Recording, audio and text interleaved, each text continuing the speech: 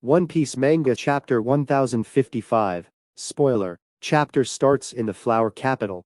Nami, Tama and Zeus are enjoying the party and the food.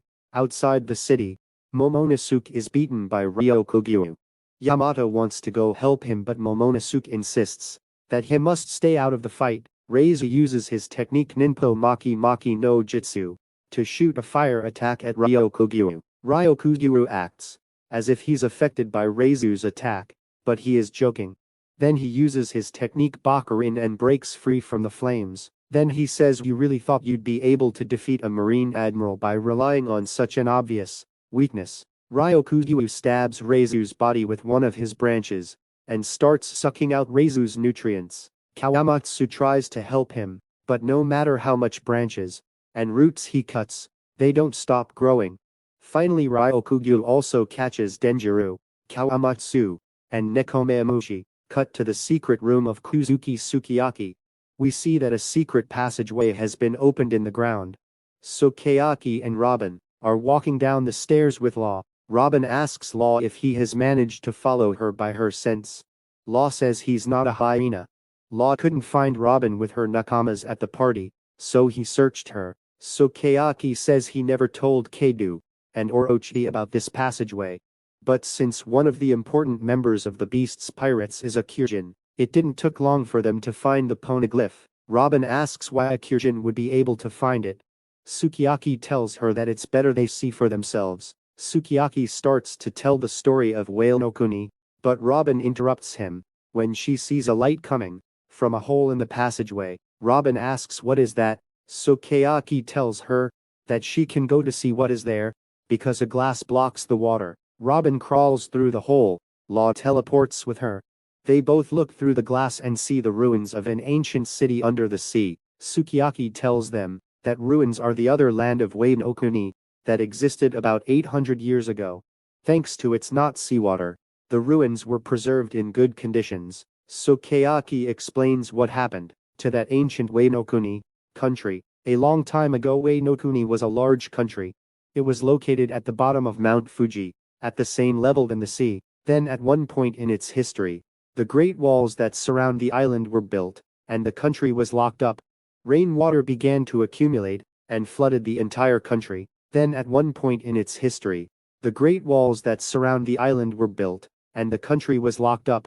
Rainwater began to accumulate and flooded the entire country. After that, rainwater reached the highest part of the walls, and the water began to fall from them, creating the great waterfalls.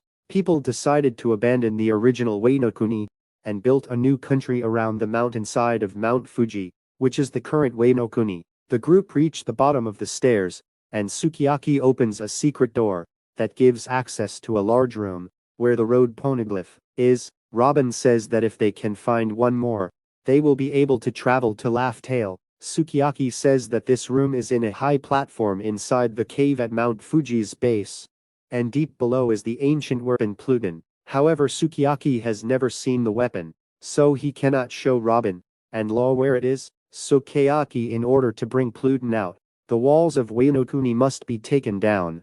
In other words, opening the border is destroy the defensive walls of this country, and it means to unleashing the ancient weapon. Robin wonders why Kuzuki Oden wanted to do something like that.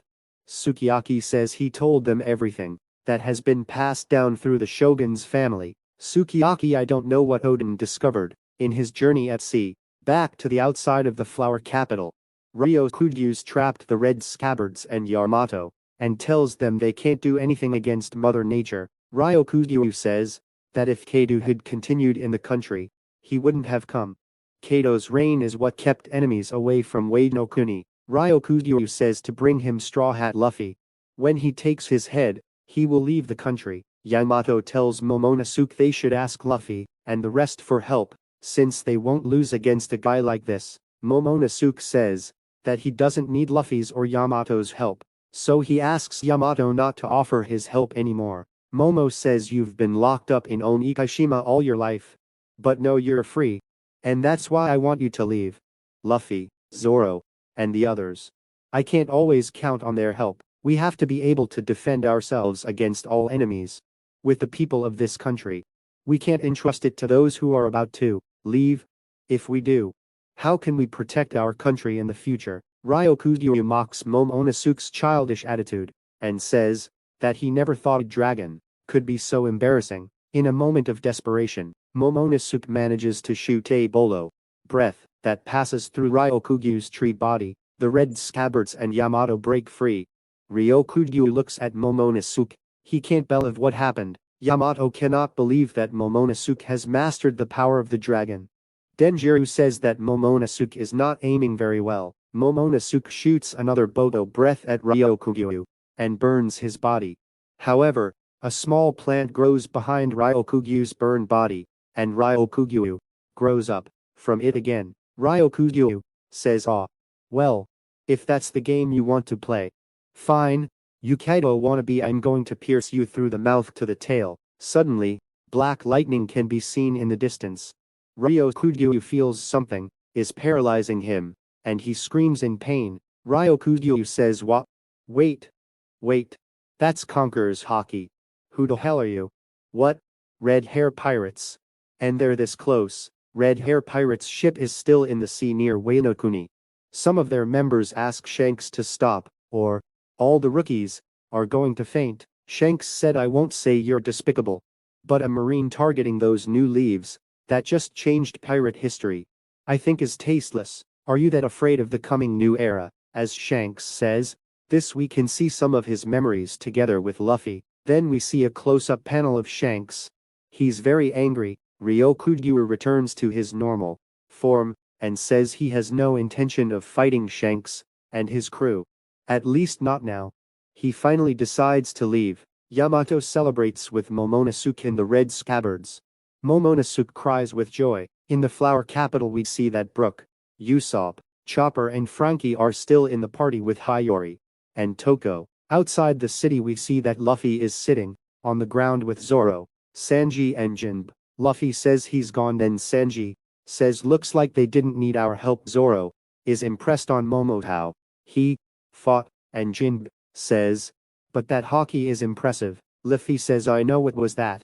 At the end of the chapter, Luffy smiles while we see Red Hair Pirate's ship is moving away from Wano-kuni. See